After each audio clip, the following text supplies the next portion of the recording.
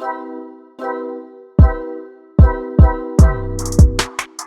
everyone, Kieran King here. Did you know that there is an ancient method of transferring money across the globe that doesn't rely on the physical movement of cash or a formal banking system? Not only that, this method allows global transactions to take place in literally a matter of minutes. This method can be cheaper than conventional money transfers and a lot faster. Today I'm talking about Hawala. We're going to look at its origins and history, how it works, who uses it, why it is attractive among certain criminal organizations, and if it has a legitimate place in today's society or the near future. Let's dive in. Hawala first originated in 8th century South Asia as a means of transferring money from one place to another. It literally translates to trust in Arabic, but it is also believed to have derived from words such as assignment or bill of exchange. Up until today, it has mainly been used in Islamic cultures, and in particular, it was used to settle transactions for dealings along the Silk Road. This is not a concept that us in the West are generally familiar with, however, it is still a popular means to an end in Middle Eastern countries. Having said that, even if you don't come from that part of the world, you may still have used Hawala unknowingly to transfer money between friends and family. Anyways, let's look at an example of how Hawala works in real life. Let's draw two countries separated by sea, country A and country B. Ahmed lives in one country and Fatima lives in the other.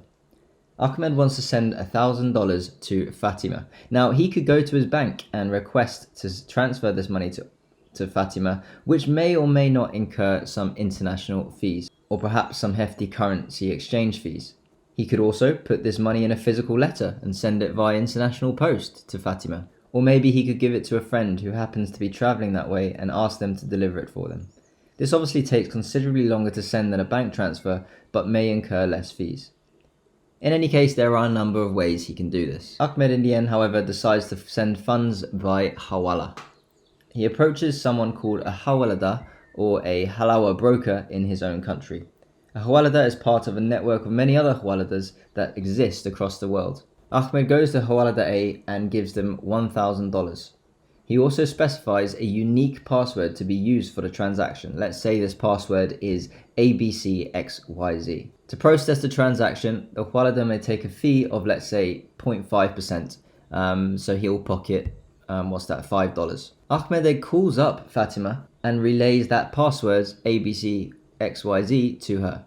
Hawalada A then contacts another Hawalada B in Fatima's country, and relays the amount to be sent to Fatima along with the password. Fatima approaches Hawalada B, says the password, and Hawalada B gives Fatima $995 minus a small commission of, say, 0.5% as well. So the end result is $990 being passed to Fatima. Now this can happen in a matter of minutes or even seconds, if everyone's in the right place. Now what next? Well, Hawalada A now owes Hawalada B $995. At periodic intervals, this could be once a year, once every 2 years, whatever, both Hawaladas get together and balance the books.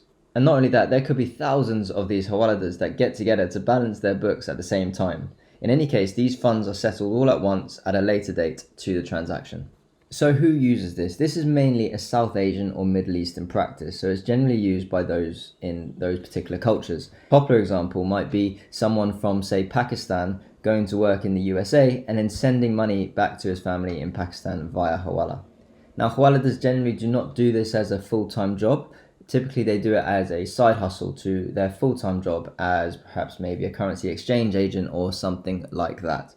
This is a system that involves and relies on a lot of trust. If someone breaks this trust along the chain, typically those people will face loss of faith and excommunication from the Hawala network.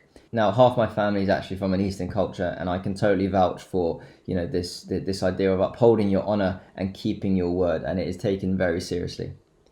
Now, sadly, there is a darker side to Hawala. As you can imagine, this method of transfer does not leave a paper trail and can give receivers and senders a great degree of anonymity.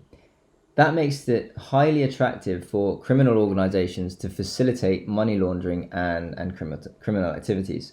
As a result, in some countries such as India, where Hawala cannot be legitimately controlled, it is actually illegal and a criminal offense to partake in it. On the flip side to this, however, there's always two sides to a story. Hawala has been used for positive activity, such as providing foreign aid fast to those who need it. So what's the future of Hawala? Hawala has in the past offered a very cheap and quick alternative to traditional banking systems. However, as the world becomes more interlinked and banking apps have been made to facilitate cross-border transactions for very little cost but in a very secure way, it is hard to see how Hawala has a place in modern day society. Now, there are formal Hawala banking institutions that do proper due diligence and KYC on their customers, keep appropriate records, and they exist for those who still prefer to use this system.